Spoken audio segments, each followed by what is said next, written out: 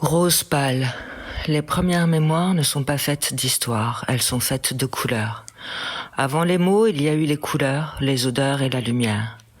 Ce texte raconte une enfance où le monde était d'abord une expérience sensorielle. Le dessin n'y apparaît pas comme un apprentissage, mais comme la fidélité à une manière d'habiter le réel. Je me souviens d'images très précises qui se transformaient en peinture dans mon cerveau. Mes souvenirs remontent avant mes 3 ans.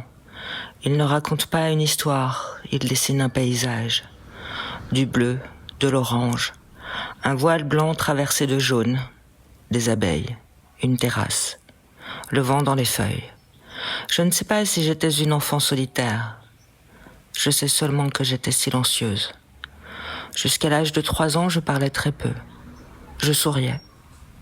Sourire était l'unique façon de m'exprimer. On n'embête pas un enfant qui sourit. On pense que tout va bien, alors on le laisse tranquille.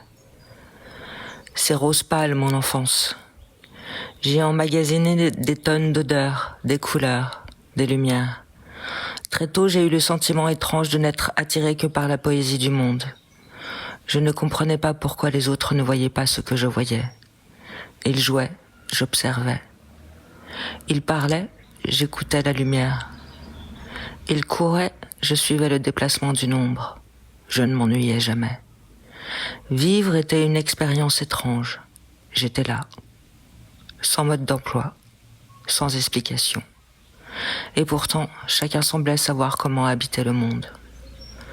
À l'école maternelle, je garde peu de souvenirs des enfants.